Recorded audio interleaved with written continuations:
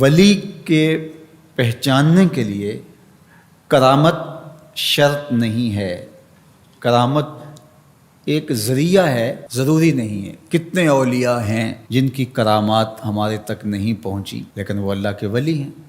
سب سے بڑے ولی اس امت کے صحابہ تھے، ان میں سے کتنے کی کرامات ہمارے پاس پہنچی ہیں لیکن ہم انہیں اللہ کا ولی مانتے ہیں۔ تو یہ کوئی شرط نہیں ہے، شرط ایمان اور تقوی ہے، اور باقی احادیث میں مختلف ان کی علامتیں بتائی گئی ہیں۔ الذین اذا رأوا ذکر اللہ، ایمان اور تقوی سے متصف بندگان خدا کی ایک علامت یہ ہے جب تم ان کی صحبت میں بیٹھو تمہیں خدا یاد آ جائے، اللہ کی یاد آنے لگے۔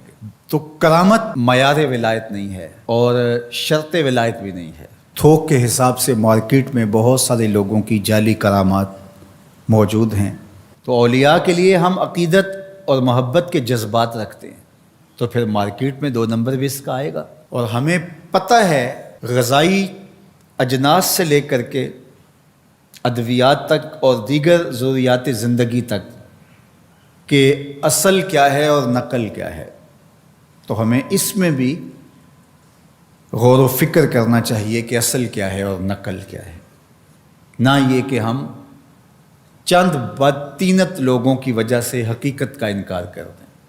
تو آج بھی کچھ لوگ ہیں جو کہتے ہیں جی چھوڑو، ہم نہیں مانتے کرامتوں شرامتوں کو، اس طرح کے لفظ بولتے ہیں، جبکہ کرامت کا من حیث الکرامت انکار کفر ہے۔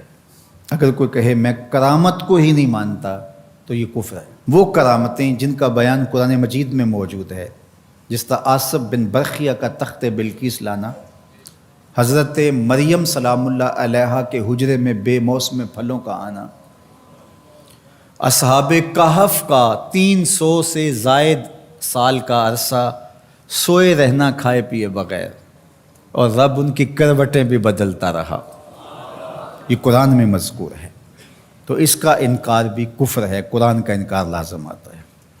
اگر کسی کرامت کا بیان حدیث متواتر میں ہو تو اس کا انکار بھی کفر ہے، لیکن ایسی کوئی کرامت نہیں جس کا ذکر حدیث متواتر میں ہو۔ البتہ احادیث مشہورہ اور احادیث احاد میں کرامات کا بیان موجود ہے، تو ان کا انکار بھی گمراہی ہے۔ جس طرح وہ 3 لوگ جو غار میں پھنس گئے تھے، انہوں نے پھر دعائیں کی اور پتھر ہٹا، جریج کا واقعہ موجود ہے، صحابہ کی کرامات موجود ہیں، حضرت عمر کے رکے سے دریائے نیل کا چلنا، اس طرح جو مسلمہ بزرگ ہیں ان کی کرامات کا انکار کرنا محرومی ہے۔ لیکن یہ بات بھی ذہن میں رکھے کہ کرامت اللہ کی طرف سے بندے کو دی جانے والی ایک عزت ہے، لیکن ولی کی زندگی کا مقصود رضائے الہی کی طلب ہے، کرامتوں کی طلب نہیں۔ لیکن عمومی طور پہ ہمارے اسٹیجوں کے اوپر اولیاء کے حوالے سے جو بات کی جاتی ہے، بس آپ سننے کے لیے بیٹھے ہیں اور خطیب صاحب نے کان پہ ہاتھ دھرا اور 2-4 کرامتیں سنائی اور چلے گئے، معیار بتایا ہی نہ، جس کے نتیجے کے اندر بہت سارے عوام اس سے غافل ہوتے ہیں۔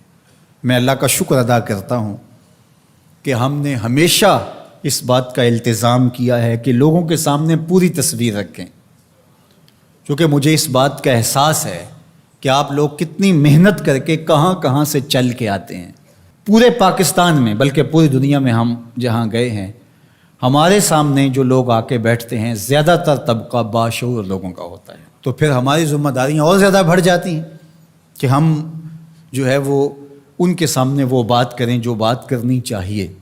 اس منبر سے آپ کو وہ چیز نہیں ملے گی جو عوام کی ڈیمانڈ ہوگی، وہ چیز ملے گی جو عوام کی حقیقی ضرورت ہوگی۔ اس پر میں بھی اللہ کا شکر ادا کرتا ہوں، اس پر آپ کو بھی اللہ کا شکر ادا کرنا چاہیے، اور نہ یہ کہ کچھ 2 نمبر لوگوں کے رد عمل میں ہم حقیقت کا انکار کر دیں، جس طرح معتزلہ کر رہے ہیں، اور ایک طبقہ وہ ہے جو رتب و یابس کو قبول کر رہا ہے، اور آپ نے ایسے شخص، ایسے لوگ کہ جو اچھے انسان بھی نہیں ہیں، لوگوں کو دیکھا ہے کہ ان کو ولی مان رہے ہیں اور ان سے اپنی حاجتیں طلب کر رہے ہیں، ان کو ہادی مان رہے ہیں، مرشد مان رہے ہیں۔ وہ شخص جو خود آشنا بھی نہیں ہے، وہ تمہیں منزل آشنا کیسے کرے گا؟ میں کتنے لوگوں کو جانتا ہوں جن کو فہم دین ہی میسر نہیں ہے. یہ میں ان لوگوں کی بات نہیں کر رہا جو منہ دراز ہیں اور بالکل ننگ دھڑنگ ہیں، ان کی بات نہیں کر رہا. جو بظاہر حلیے میں بھی ہیں ان کا فہم دینی ناقص ہے. کتنے ایسے علماء کو جانتا ہوں ان کی توحید کا تصور ناقص ہے. تو یہ بدبختی ہوتی ہے. اب وہ کیا کسی کی رہنمائی کریں گے؟ جو خود ڈوب رہا ہے وہ کسی کا ہاتھ کیسے پکڑے گا؟ لیکن عوام ظاہر ہے ان کے گرد آئے اور ان کا کاروبار چمک رہا ہے، اور کرامتیں ہیں کہ تھوک کے حساب سے بنتی ہیں، اور پھر اس کی مارکیٹنگ کرنے والے بھی ہوتے ہیں، اور پھر اسی بنیاد پر ہی جو ہے وہ ان کا سارا سلسلہ چلتا ہے. اللہ کے ولی یہ نہیں چاہتے کہ ہماری کرامات ظاہر ہوں اور لوگ ہماری طرف لپکیں ہماری کرامت کی وجہ سے. یہ نہیں ہے. الکرامات حیض الرجال. جس طرح عورتیں ایام مخصوصہ کو چھپاتی ہیں، اللہ کے ولی بھی چھپاتے ہیں. وہ نہیں چاہتے کہ ہم اس حوالے سے جو ہے وہ پہچانے جائیں. باقی دور موجود کے اندر کسی صالح متقی شخص کی کوئی ایسی بات سامنے آئے تو شریعت کے میزان پہ پرکھا جائے. اگر وہ شریعت سے متصادم نہیں ہے تو مان لینے میں کوئی حرج نہیں ہے. لیکن اگر کسی کی سمجھ میں نہیں بھی آتا تو فرق نہیں پڑتا. لیکن کسی ولی سے کوئی دشمنی نہ رکھے.